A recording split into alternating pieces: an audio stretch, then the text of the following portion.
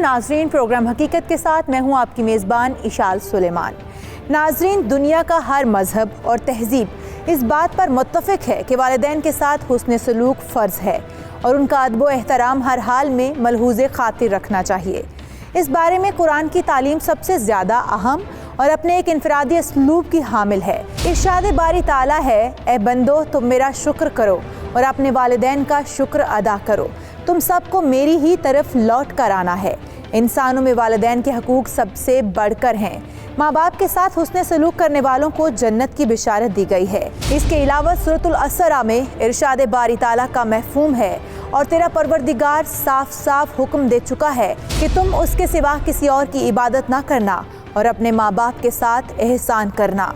अगर तेरी मौजूदगी में उनमें से एक या दोनों बुढ़ापे को पहुँच जाएं तो उनके आगे उफ तक न कहना, न उन्हें डांट डपट करना, बल्कि उनके साथ अदब व एहतराम से बातचीत करना और आजिज़ी और मोहब्बत के साथ उनके सामने तवाज़े का बाजू पस्त रखना और दुआ करते रहना कि ऐ मेरे परवरदिगार, उन पर वैसा ही रहम कर जैसा उन्होंने मुझे बचपन में पाला।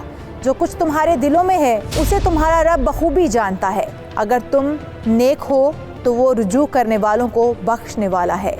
इन आयात में अल्लाह ताला ने अपनी इताअत के बाद दोबारा वालिदैन के अदब व एहतराम की हिदायत की है।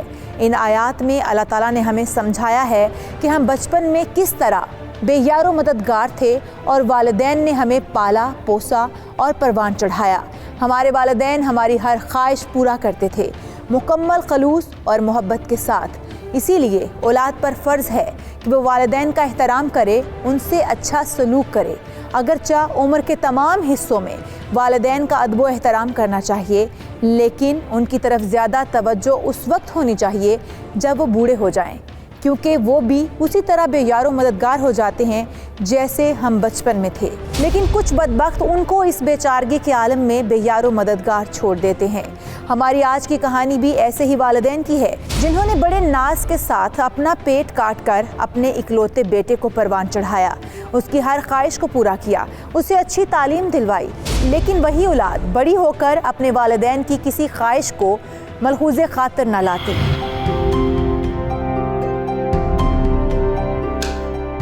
मैं तो अपने भाई को भी शक्ल दिखाने के काबिल नहीं रहूंगा।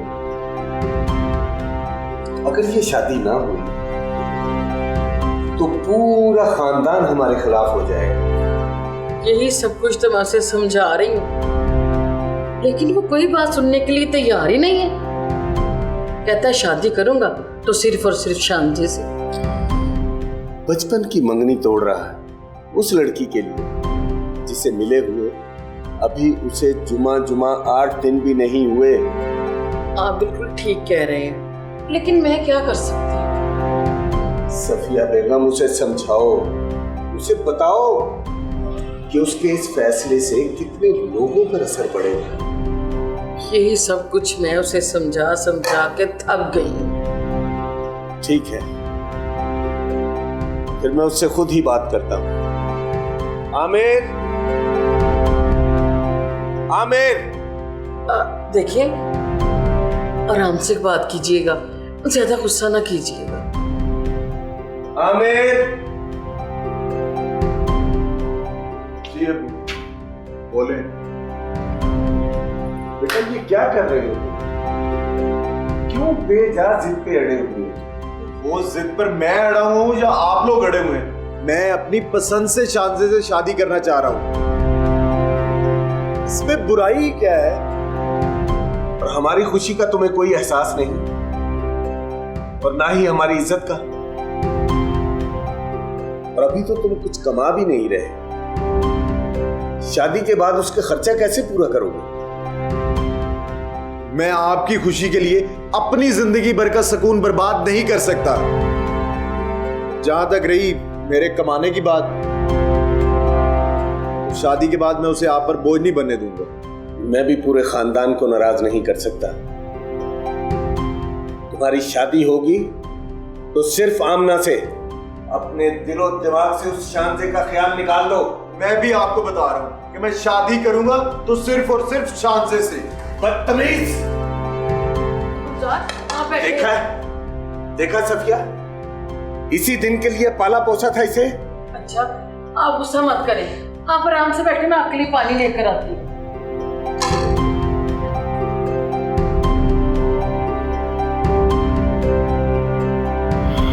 नाज़रीन, आमिर अपने वालिदैन की मर्जी के खिलाफ शानज़े नामी लड़की से शादी करना चाहता था। इकलौता होने की वजह से सफ़िया और गुलजार ने बचपन से ही उसे लाड प्यार से पाला था और उसकी हर ख्वाहिश को पूरा किया था। लेकिन अब आमिर अपने वालिदैन की खुशी और इज्जत को बिलाए ताक रख चुका था।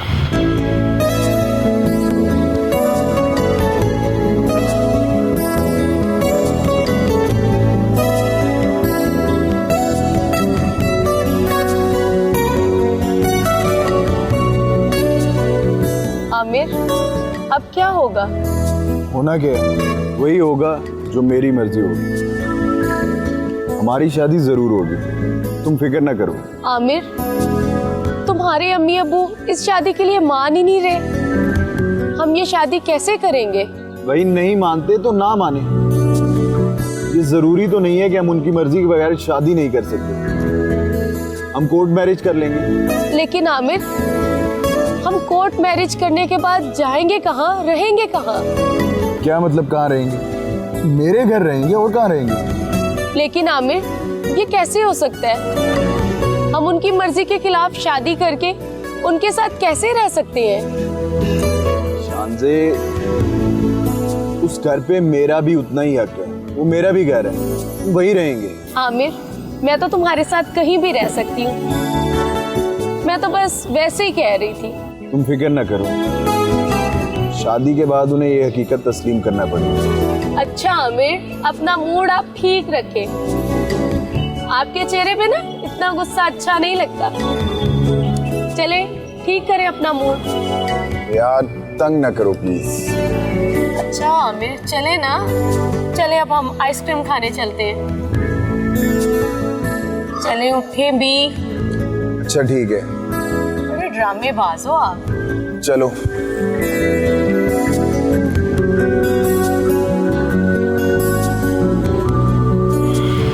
गुलजार ने आमिर से नाराज होकर उससे कलाम तर्क कर दिया, लेकिन सफ़िया आमिर को कई दिनों तक अपनी जिद छोड़ने और अपने चचा की बेटी जो उसकी मंगेतर भी थी उससे शादी के लिए इसरार करती रही। उसे समझाती रही, लेकिन वो ना माना। और फिर एक दिन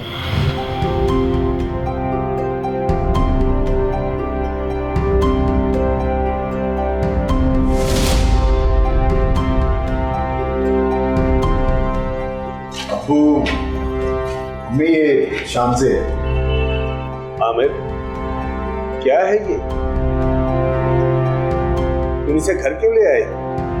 वो हम दोनों शादी कर चुके हैं और शानज़े अब मेरी बीवी है। आमिर, आमिर ये क्या किया तुमने? तुमने तो मुझे खानदान में मुंह दिखाने के काबिल भी नहीं छोड़ा। वो मैंने आपको पहले ही कहा था कि मुझे खानदान वालों की कोई फिक्र नहीं।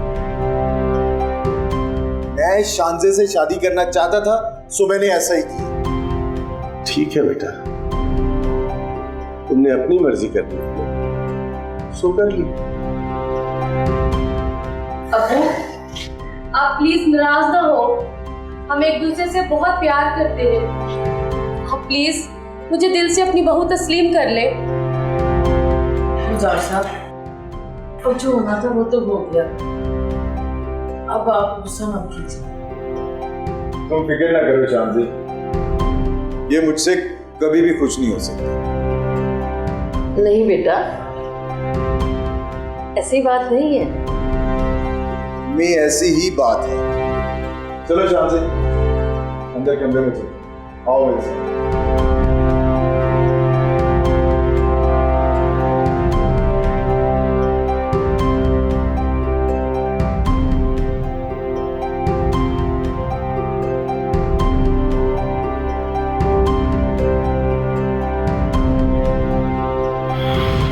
गुलजार और सफ़िया दोनों की उम्मीदों के बरअक्स शानज़े के साथ शादी कर चुका था और उसे घर भी ले आया। अब गुलजार को पूरे ख़ानदान के सामने शर्मिंदगी का सामना करना पड़ना था, जिसके बारे में वो सोच सोच कर परेशान हो रहा था।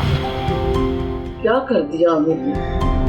आमिर की शादी को लेके क्या क्या अरमान थे मेरे दिल में, सभी टूट गए। मेरा तो दिल बैठा जा रहा है। मुझे भी यकीन नहीं हो रहा। आमिर ऐसा कैसे कर सकता है? उसने तो हमें कहीं का नहीं छोड़ा। मैं मुख्तार को क्या मुंह दिखाऊंगा सफिया?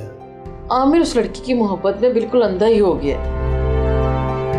लेकिन गुलजार साहब, अब हमें भी ये हकीकत तस्लीम कर लेनी चाहिए। कहीं ऐसा ना हो हमारा बेटा हमसे बिल्कुल ही बददिल ना हो जाए। सोच तो मैं भी यही रहा हूं, लेकिन अम्मी, हाँ जी बेटा बोलो। अम्मी वो शांजे को बहुत भूख लग रही है, उसके लिए खाना बना दो। तुम्हारी माँ की तबीयत पहले ही खराब है और तुम्हारी इस हरकत के बाद और ज्यादा खराब हो गई है। अब्बू, मैंने आपको तो खाना बनाने के लिए नहीं कहा, अम्मी को कहा है। वो मेरे लिए भी तो पहले बनाती थी ना। अब अगर शांजे के लिए बना देगी तो कौन सी कयामत आ जाएगी। कितने संगदिल हो गए हो तुम आमिर। हाँ बेटा, मैं बना देती हूँ खाना। वो गुलजार, आपके लिए भी तो मैंने खाना बनाना ही था ना। अम्मी, खाने के बाद चाय भी बना दीजिए। हाँ अच्छा। चाय भी बना देना। मेरी एक बात गौर से सुन लो, आज के बाद तुम इनका कोई काम नहीं करोगी। इसका खाना पीना और हर जरूरियात जिंदगी का ख्याल रखना इसकी बीवी का काम है। अच्छा ठीक है, आहिस्ता आहिस्ता समझ जाएंगे ये। मैं खाना बना के आती हूँ। खराब करके रख दिया इस औरत ने इनको।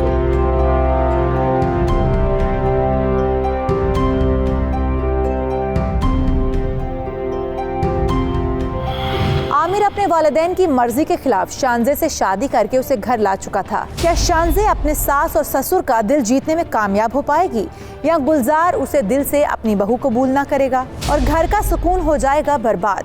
हकीकत से उठेगा पर्दा एक ब्रेक के बाद।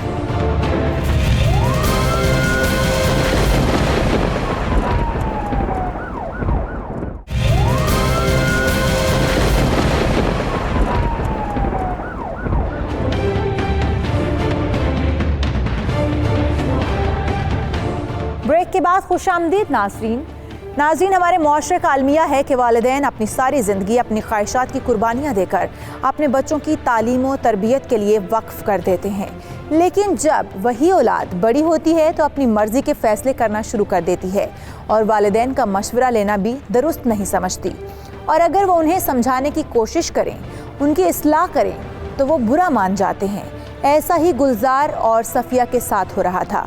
उनकी इकलौती औलाद, उनका बेटा, उनकी ख्वाहिश के बरअक्स पसंद की शादी कर चुका था और फिर अपने वालिद की मेहनत की कमाई पर नजरें जमाए बैठा था।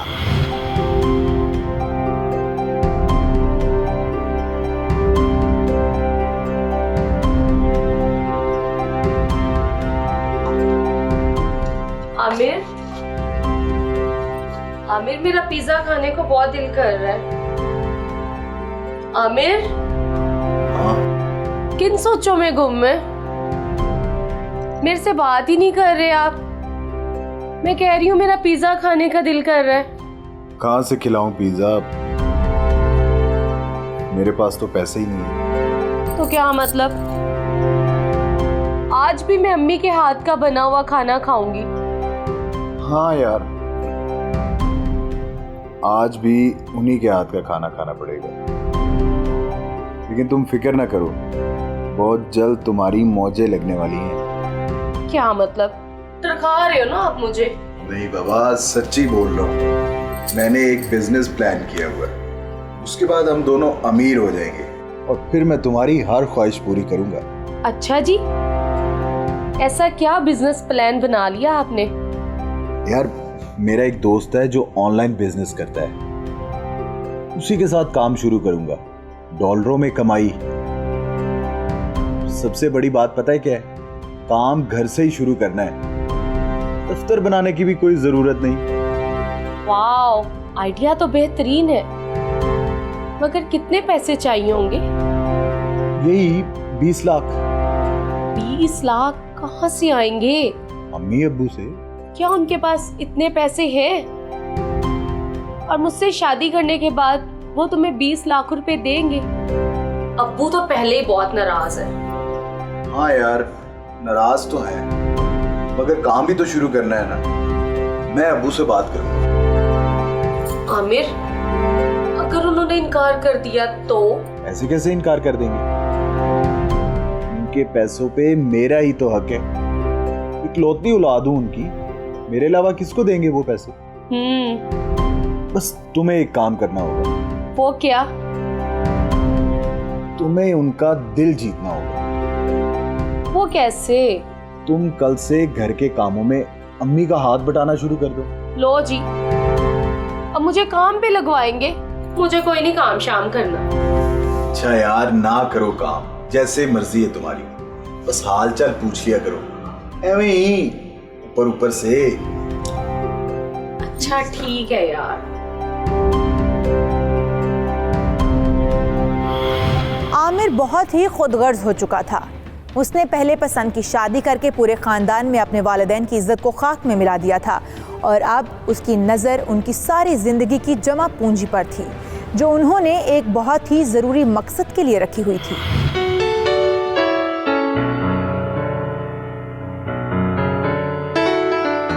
अस्सलाम वालेकुम। वालेकुम सलाम। आओ बच्चों बैठो, चाय पियोगे? जी अम्मी, जरूर पियेंगे। अच्छा बैठो, तो मैं बना के लाती हूँ। अम्मी, मैं भी आपकी हेल्प करती हूँ। हाँ जाओ, ठीक है।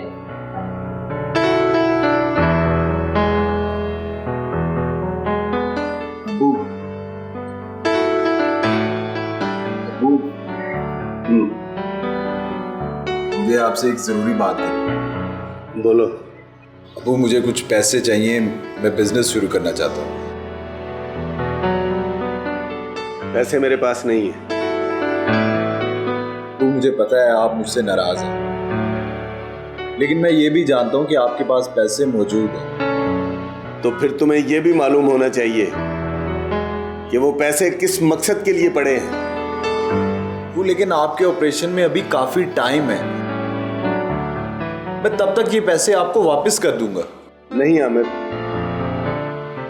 मैं तुम्हें पैसे नहीं दे सकता। इतना पढ़ाया लिखाया है, कोई नौकरी करो और घर का खर्चा उठाओ। नौकरी और मैं सवाल ही पैदा नहीं होता। अबू, मैं अपनी जिंदगी जाया नहीं करना चाहता। इसका मतलब है कि मैंने तुम्हारे लिए अपनी जिंदगी बर्बाद की है। इतने अच्छे स्कूल, कॉलेज और यूनिवर्सिटी में पढ़ाया है, इस दिन के लिए? मैं आपको ये पैसे वापस कर दूंगा। नहीं, मैं पैसे नहीं दूंगा। आमिर, आमिर, आमिर, आमिर। क्या हुआ शांति? वो बेटा, हम चाय ला रहे थे ट्रे में, तो शांजे के पास कब स्लिप हो गए। आमिर, बहुत जलन हो रही है, बाजू में चाय गिर गई, बहुत गर्म चाय थी। अम्मी, आपको ट्रे पकड़नी चाहिए थी ना, देखिए कितना ज्यादा जल गए। सफिया, जाओ अंदर से क्रीम ला के लगा दो, जलन कम हो जाएगी। अब्बू, कैसी बातें कर रहे हैं आप? इतना ज्यादा जल गए, घर में क्रीम लगाने से ठीक नहीं होगा। शांति, तुम चलो मेरे साथ हॉस्पिटल चलो। बहुत जलन हो रही है। चलो।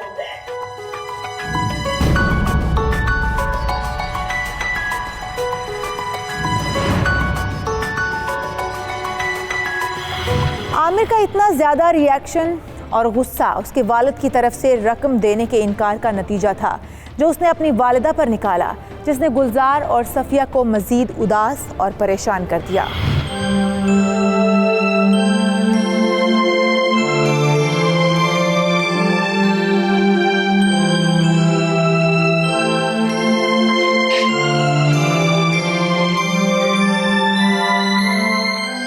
क्या हो गया सफिया, क्यों रो रही है? पता नहीं हमसे अपने बेटे की परवरिश में कहाँ गलती हो गई, जो ये दिन देखने पड़ रहे हैं। पता नहीं, मुझे तो अभी भी यकीन नहीं आ रहा कि वो हम दोनों के साथ ऐसे कैसे बात कर सकता है। तुमने देखा वो मुझसे इतने गुस्से में कैसे बोल सकता है? दरअसल वो पहले ही मुझसे झगड़ रहा था। क्या आपसे झगड़ रहा था? हाँ, क्यों? पैसे मांग रहा था कारोबार के लिए, नौकरी नहीं करना चाहता। क्या? कितने पैसे मांग रहा था? ये तो मैंने पूछा ही नहीं, मैंने तो सीधा इनकार कर दिया। अच्छा किया आपने, वो पैसे आपके ऑपरेशन के लिए हैं। अभी तो उसको मना कर दिया है, लेकिन वो चलेगा नहीं, तो फिर पैसे मांगे। हमारे लाड प्यार ने उसे बहुत ज्यादा बिगाड़ दिया। अब कैसे टालेंगे उसे? पता नहीं, क्योंकि ये पता लगने के बाद भी कि ये पैसे किस मकसद के लिए, वो कारोबार के लिए पैसे मांग रहा है, इसका मतलब है कि उसके दिल में हमारे लिए रत्ती बराबर भी एहसास नहीं है, उसे हमारा कोई ख्याल नहीं है। क्या करेंगे गुलजार? क्या होगा? अल्लाह उसके दिल को नरम करे और उसे हिदायत दे। आमीन। अल्लाह पाक हमारे बेटे को हिदायत दे। सब्र करो।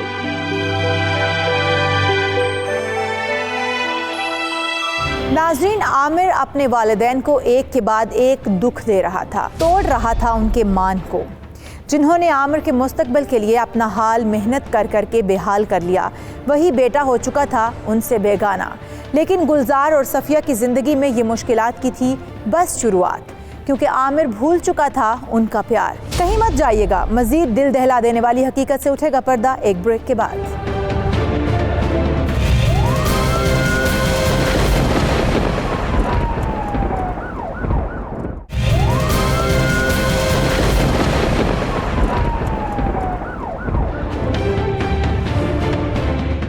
ब्रेक के बाद एक बार फिर से खुशामदीद।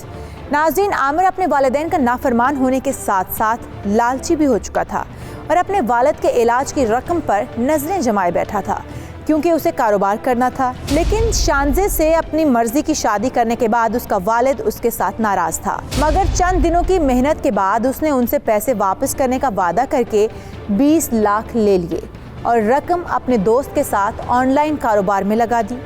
फिर अपना मकसद पूरा होने के बाद उसने अपने वालिदैन से मुकम्मल तौर पर नजरें फेर ली।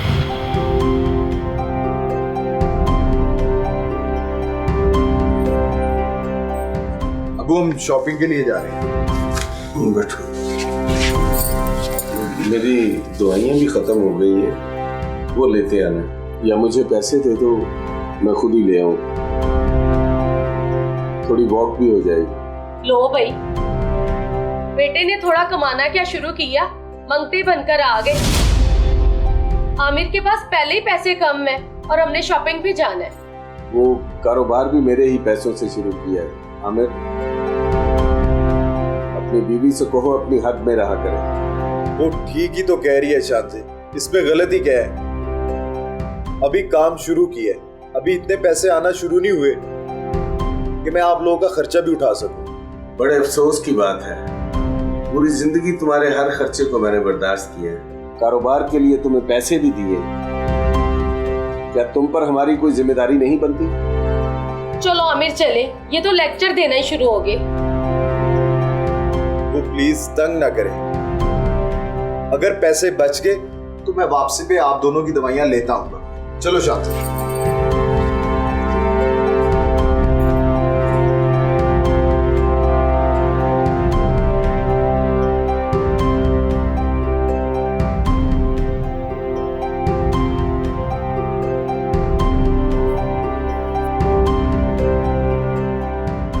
या अल्लाह, मेरे बेटे को सीधी राह दिखा, इसे हिदायत दे मेरे मालिक।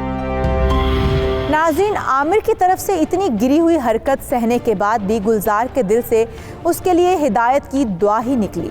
लेकिन शायद उनकी ये दुआ कबूल ना हुई, क्योंकि दिन ब दिन आमिर और उसकी बीवी की नाफरमानियों में इजाफा होता गया और फिर एक दिन नौबत यहाँ तक जा पहुँची कि गुलजार और सफिया को अपने ही घर में खाना भी नसीब ना हुआ।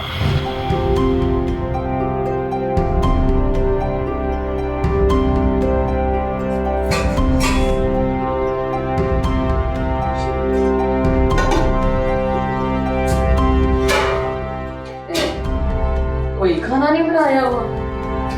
शांजे, शांजे, क्या हुआ अम्मी, क्यों चिल्ला रही हैं आप? चिल्ला नहीं रही, तुम्हें बुला रही हूँ। अच्छा जी, क्यों बुला रही हैं आप? तुमने खाना नहीं बनाया?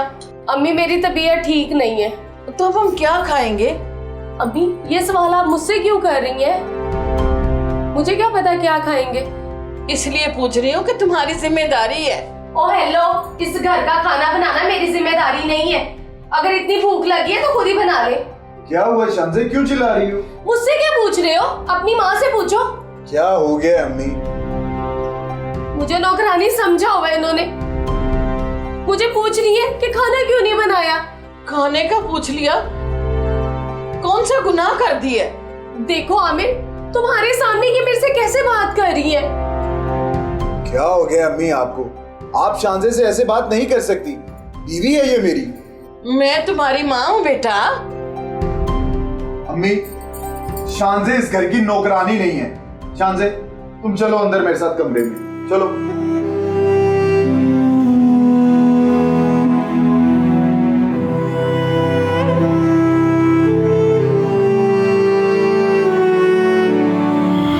शांजे और आमिर की बेहिसी की वजह से गुलजार और सफिया ने सारी रात भूखे रहकर गुजारी और सुबह होते ही गुलजार मोहल्ले की दुकान से उधार नाश्ते की चीज़ें ले आया और दोनों ने नाश्ता किया, लेकिन उनका अपनी भूख मिटाना भी जुर्म बन गया।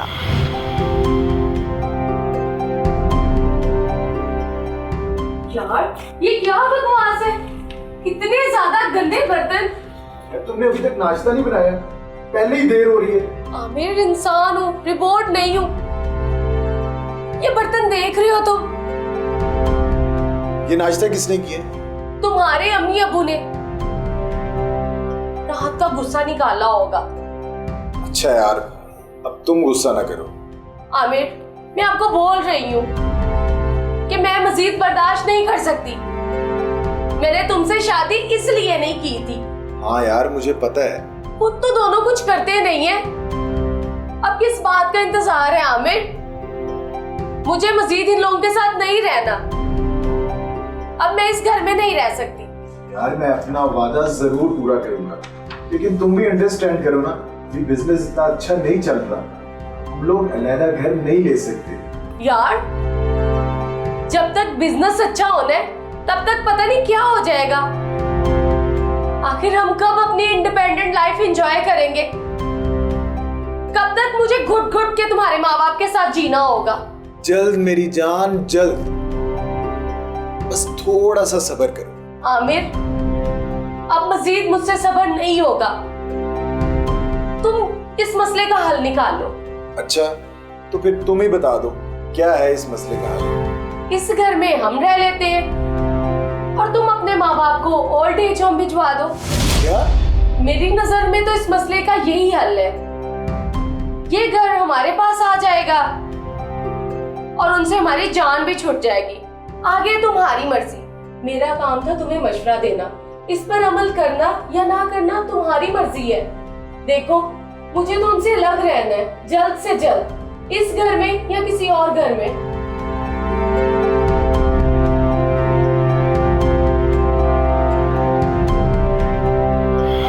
जिस घर को गुलजार और सफिया ने तिनका तिनका जोड़कर बनाया, एक ही पल में शांजे ने आमिर को उन्हें इस घर से बेदखल करने का कह दिया और आमिर, उनका सगा बेटा, जो पहले ही अपने वालिदैन को खुद पर बोझ समझता था, उसने अपनी बीवी के बताए प्लान के बारे में सोचना शुरू कर दिया, क्योंकि उस प्लान पर अमल करके एक तो उसकी बीवी की अलहदा घर में रहने की शर्त भी पूरी हो रही थी और उसका घर पर कब्जा भी हो रहा था। इसलिए उसने इस बारे में अपने वालिदैन से बात की। अम्मी, वो मुझे आप दोनों से एक जरूरी बात करनी है। हाँ हाँ, बोलो बेटा। अब्बू वो शांजे का फैसला है कि वो अब आप लोगों के साथ नहीं रहेगी। बेटा, ये सिर्फ शांजे का फैसला है कि तुम्हारा भी यही फैसला है? नहीं, मेरा भी वही फैसला होगा ना जो मेरी फैमिली की बेहतरी के लिए हो। लो जी, अब ये हमें अपनी फैमिली का हिस्सा भी नहीं समझता। पराया कर दिया इसने सफिया। अब्बू, इसमें पराया करने वाली कौन सी बात है? या अल्लाह, हमें ये दिन भी देखना था। बेटा, क्या कह रहे हो तुम? कहाँ जाओगे, कहाँ रहोगे? अम्मी, हम लोग कहीं नहीं जा रहे। दरअसल आप दोनों ओल्ड एज होम में जाएंगे। हमारा दिमाग तो खराब नहीं हो गया? होश में तो हो? क्या बकवास कर रहे हो तुम? बेटा, तुम हमें अपने ऊपर बोझ समझने लगे हो। अम्मी, मैंने ये फैसला आप लोगों की बेहतरी के लिए किया है। वहां आप दोनों की ज्यादा केयर होगी। हमने सारी जिंदगी कमाया, तुम पर खर्च किया, अपनी ख्वाहिशात को कुर्बान किया, तुम्हारी हर खुशी का ख्याल रखा, और तुम अब हमें ओल्ड एज होम भेजोगे? बस, अब इससे ज्यादा मुझसे बर्दाश्त नहीं होगा सफिया। दफा हो जाओ यहां से। अब अपनी शक्ल भी मुझे मत दिखाना इंसान। दफा हो जाओ। अब्बू, आप ये अच्छा नहीं कर रहे। मैं कहता हूं दफा हो जाओ यहां से, और अपनी ये शक्ल मुझे कभी दोबारा मत दिखाना। दफा हो जाओ यहां से, निकल जाओ यहां से।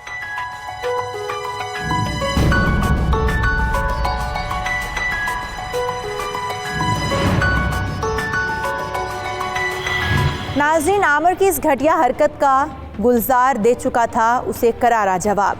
घर पर कब्जे और अपने वालिदैन को वहां से निकालने के लिए आमिर का क्या होगा नया प्लान? क्या होगा बेटे की इस बेहिसी का अंजाम? हकीकत जानने के लिए हमारे साथ जुड़े रहिएगा।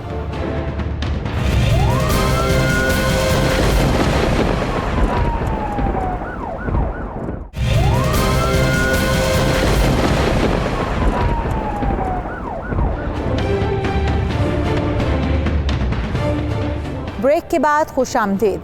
नाजरीन, दीन इस्लाम में वालिदैन के सामने उफ तक न करने और उन्हें झिड़कने से मना फरमाया गया है। उनके साथ हुस्ने सलूक से पेश आने की तरगीब दी गई है। हज़रत अब्दुल्ला बिन मसूद रज़ी अल्लाह ताला अन्हु फरमाते हैं कि मैंने नबी करीम सल्लल्लाहु अलैहि वसल्लम से दरियाफ़्त किया कि या रसूल अल्लाह सल्लल्लाहु अलैहि वसल्लम, अल्लाह ताला के नज़दीक सबसे पसंदीदा अमल कौन सा है? आप सल्लल्लाहु अलैहि वसल्लम ने फरमाया, वक्त पर नमाज अदा करना अल्लाह के यहाँ पसंदीदा अमल है। मैंने पूछा, उसके बाद कौन सा अमल अल्लाह ताला के यहाँ पसंदीदा है? आप सल्लल्लाहु अलैहि वसल्लम ने फरमाया कि माँ बाप के साथ हुस्न सलूक का बर्ताव करना अल्लाह ताला के यहाँ पसंदीदा है।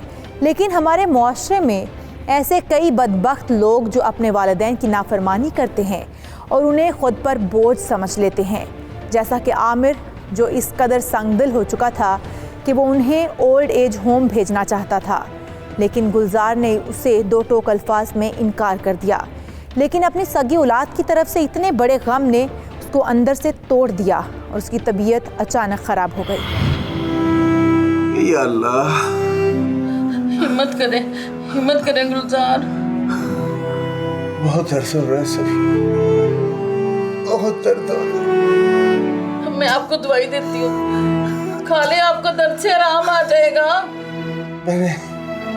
मैंने दवाई खाई थी, लेकिन ये पेन खत्म होने का नाम नहीं ले रहा। इसमें मजीद इजाफा होता जा रहा है। मुझे लगता है अब आपको ऑपरेशन करवाना ही पड़ेगा। उसका वक्त आ गया, लेकिन आज की पेन का क्या करूं मैं सफिया? बढ़ती जा रही है, बढ़ती जा रही है। मैं अभी आमिर को बुला के लाती हूँ, वो आपको अस्पताल ले जाएगा। वो आपको कोई पेन किलर देंगे ना, तो आपकी रात सुकून से गुजर जाएगी, आराम आ जाएगा आपको। जैसे तुम्हारी मर्जी सफिया। हाँ, मैं अभी आमिर को बुला के लाती हूँ।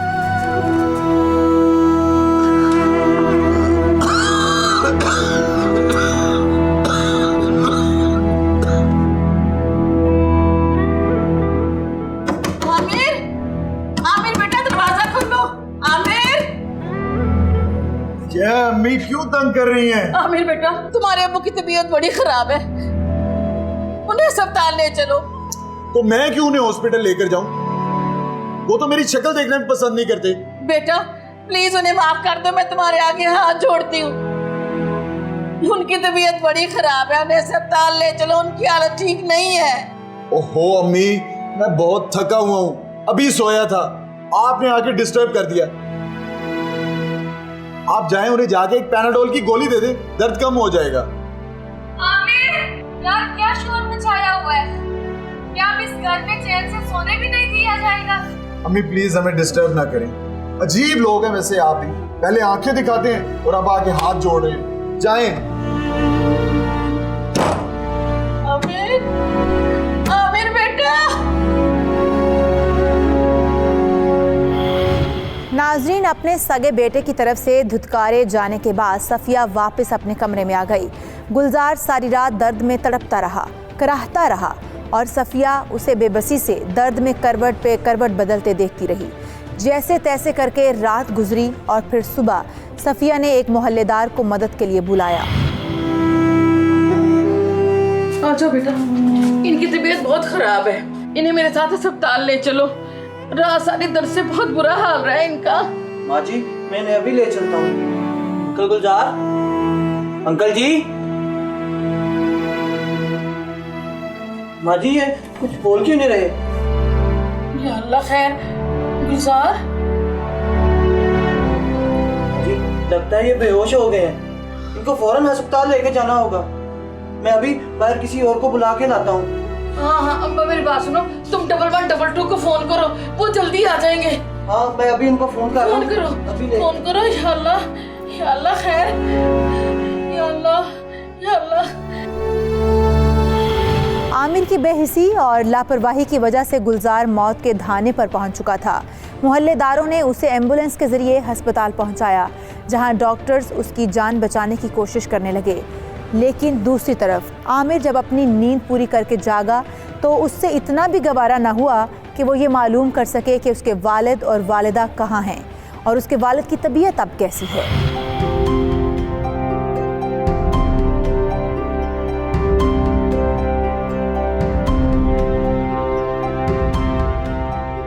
उठ गए जनाब? हाँ यार। नाश्ता बना दूं? हाँ बना दो। ब्रेड खाएंगे या पराठा बना दूं? नहीं यार, आज पराठा बनाओ और साथ एक फ्राई कर। अच्छा जी, वैसे एक बात है, ये दोनों आज कमरे से नहीं निकले। अच्छा, रात को तो बड़ी दर्दें निकल रही थी, अब मजे से सोए हुए हैं। ठीक किया ना मैंने कहा पैनाडोल दे दो, दर्द ठीक हो जाएगी। अब बुढ़ापे में दर्दें तो निकलती ही हैं। यार वैसे एक बात है, तुम्हारे माँ बाप ने ना हमें तंग करने का ठेका उठा लिया है। चलो कोई नहीं, उन्होंने मुझे इनकार किया ना, तुम देखना मैं उनके साथ करता क्या हूं। आमिर, तुम सिर्फ बातें ही कर सकते हो, कुछ करके भी दिखाओ। इससे पहले कि वो तुम्हें घर से निकाले, तुम्हें चाहिए कि तुम ही उन्हें घर से निकाल दो। बस तुम देखती जाओ मैं अब उनके साथ करता क्या हूं। आमिर इस बात से लाइलम था कि उसकी बेहिसी की वजह से उसका वालिद अस्पताल में ज़िंदगी और मौत की जंग लड़ रहा था, और तो और वो अपनी बीवी के साथ उनके इनकार के बाद उन्हें उनके घर से बेघर करने के प्लान बना रहा था कि अचानक उनकी वालिदा अस्पताल से घर वापस पहुंची।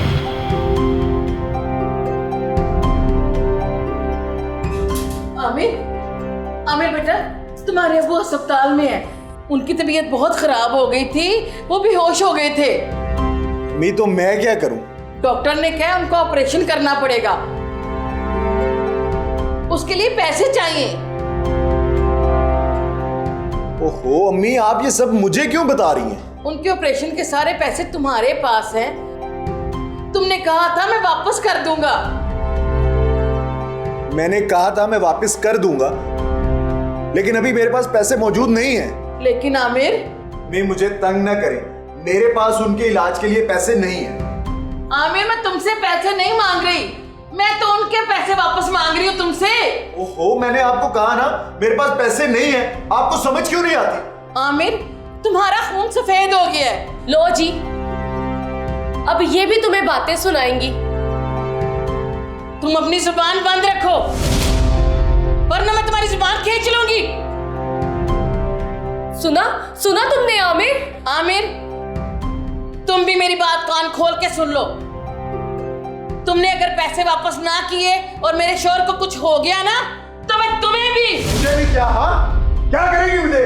क्या कर सकती है मुझे आप? कहा ना एक दफा कि नहीं है मेरे पास पैसे और नहीं दूंगा मैं। उनकी इलाज के लिए इस उम्र में 1 रुपया नहीं खर्च करूंगा। उस दिन आमिर तैश में और लालच में इस कदर अंधा हो गया कि उसने अपनी वालिदा को शदीद तशद्दुद का निशाना बनाया। जिन मोहल्लेदारों ने गुलजार को अस्पताल पहुंचाया, उन्हीं मोहल्लेदारों ने सफिया को सगे बेटे के तशद्दुद से बचाया, क्योंकि अगर आमिर का बस चलता तो शायद वो अपनी माँ को जान से ही मार डालता।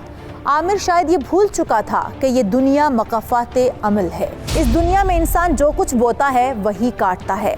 वालिदैन के साथ हुस्न सलूक करने वाला लोगों में सबसे ज़्यादा नेकबख्त और बुरा सलूक करने वाला सबसे बड़ा बदबख्त होता है, जिसे बुरे सलूक का बदला इस दुनिया में भी चुकाना पड़ता है और आखिरत में भी उसका इबरतनाक अंजाम होगा। इसलिए अपने वालिदैन की कदर कीजिए, उनकी खिदमत करके उन्हें दुनिया और आखिरत दोनों में सुरखरू होने का ज़रिया बना लें। इसी पैगाम के साथ इशाल सुलेमान और टीम हकीकत को दीजिए इजाज़त। अल्लाह निगहबान।